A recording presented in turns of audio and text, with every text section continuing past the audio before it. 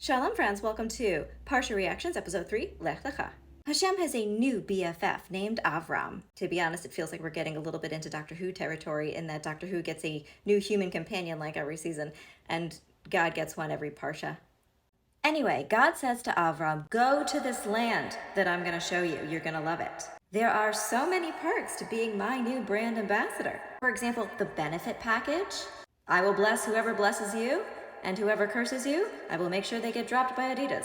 So Avram sets off on his journey just like God told him to. With him is his wife Sarai and also his nephew Lot and all of their stuff and the whole household. And they schlepped all the way to the land of Canaan. Hashem had put up a big welcome home banner with some balloons. And Hashem says, what do you think? Love it or list it? Avram says thank you by setting up several altars to Hashem there. Because if there's one thing that Avram was really good at, it was building altars. Then their quest continued south, both literally and metaphorically. There is a famine, and so they go to Egypt for food. Whoa, is this amount of foreshadowing legal? Now Avram gets his first line of dialogue, and I kind of wish he hadn't said anything at all. Because he says to Sarai, you're beautiful. That's not the bad part, hang on. He continues, if the Egyptians think that we're married, they're definitely going to unalive me. So yeah, if you could just tell everybody that we're brother and sister and therefore save my entire ass, that would be great. Did I miss the part where you worried about her safety? The Egyptians do indeed take her to the palace of Pharaoh. The Torah's camera, shall we say, does not follow her in there. So we don't know exactly what happens while Sarai is in the palace. But what we do see is that Avram is getting a ton of financial benefit out of whatever it is. Livestock, wealth, enslaved people. We don't actually see Avram do anything to try to get his wife out of that situation. But Hashem is like, wait, hang on. This is the perfect time for me to beta test a little something I've been working on for later in Exodus. Hashem then inflicted Pharaoh and his court with, you get one guess, yes, it's plagues. Just a few, not like 10. It gets so bad that Pharaoh calls up Avram like, dude, what the hell is wrong with you? That's a valid question. Why did you say she was your sister? I took her as a wife. Please collect your wife and go to couples counseling immediately. Click. Pharaoh has them escorted the fuck out of Egypt. Did they go to therapy? No, they did not, even though at this point they definitely could have afforded the copay. Anyway, both Avram and Lot now have a lot of livestock. But their respective shepherds keep fighting in an underground fight club they started. And yeah, I know, before you say it, I already know that I just broke the first rule of Shepherd Fight Club. So Avram and Lot decide to break it up, literally. Lot moves to Sodom, and Hashem said to Avram, look, Simba, everything the light touches is your kingdom.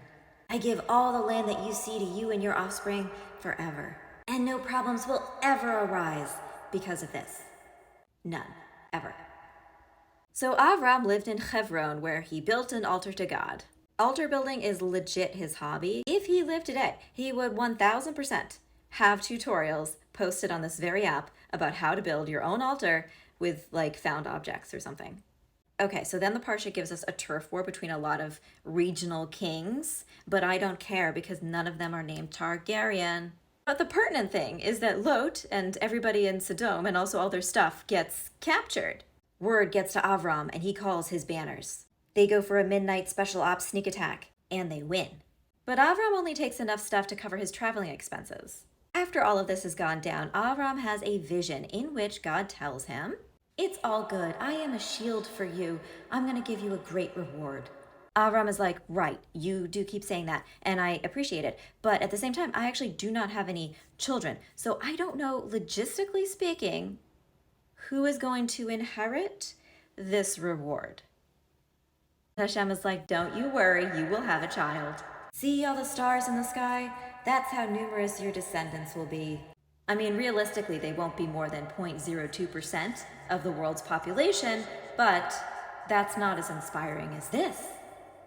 Avram then falls asleep and has a nightmare. God says to him, one day, your descendants will be strangers in a land and they will be enslaved there for 400 years. But don't worry about that. I will fuck up their oppressors and set your nation free eventually. Avram probably woke up with the worst confusion headache imaginable after that. So yeah, Avram and Sarai do not have kids. But she did have an Egyptian servant named Hagar, who she gave to Avram as a surrogate. Did anyone ask Hagar if she wanted to do this? Well, that's a great question. We can only speculate and then scream internally. It's not giving women supporting women, let's just say that. Hagar gets pregnant, and when that happens, she stops respecting Sarai. Guess what? I don't blame her. I know that Sarai went through some shit. She really did. I have sympathy for her. However, she did indeed cause this particular situation the minute she decided Hagar's body, Sarai's choice. Sarai then goes and complains to Avram that she's not getting respected anymore. Now, what Avram should have said is, "It's me. Hi. I'm the problem. It's me." But what he really said is, "I would like to be excluded from this narrative. Do whatever you want." Sadly, what she wanted was to treat Hagar terribly, so bad in fact that Hagar runs away. An angel of God finds her by a spring of water, and the angel is like, "Hey Hagar, what you doing?" And she says, "I am running the fuck away." The angel of God tells her to go back to that situation. I don't care that it's an angel. That's a red flag. So the red flag angel tells her to go back and have her son, and when he's born, name him Yishmael. Hagar then does something pretty epic. She gives Hashem a brand new name, the God of Seeing. What's amazing about this is it seems like Hashem was actually legit delighted at this concept of new names. Hagar had really inspired Hashem with this one. Because the next time that Hashem speaks to Avram, Hashem is like, "Yeah, I'm El Shaddai now, God the Almighty. Let's do a covenant. It is everlasting, and no, you can never get out of it. I will give you the land of Canaan forever, and I will be your God and the God of your people. But I am going to need you to do something else, and yes, it's going to sound a bit weird because it is circumcision." Anyway, I'm really into new names, and not only for me, but also for you, for everybody. Everybody gets a new name. Your name is Avraham, and your wife's name is now Sarah, and I will bless her with a son. Avraham at that point did a big LOL because, he was near 100 at that point, and like Sarah was 90, and he's like, "This is never gonna happen. This is a little comical." Hashem said, "Oh, keep laughing, but you're gonna have a son, and when you do, you're gonna name him Yitzchak, because guess what? That means laughter. We'll see who gets the last laugh. Just kidding, it'll be me. I have already blessed Ishmael, but Yitzchak is who I will have the covenant with." Then God pieced out to take care of some other errands. Probably one of them was getting new business cards printed up with all the new names on them. And Avraham was like, "I did not have this on the schedule for today, but I guess we better get it over with." And legit, all the people in his household who had penises were circumcised that day. This was an intense Parsha. That must mean next week is going to be a little bit boring, right? Certainly nobody's going to attempt to maybe human sacrifice their own son. Would they?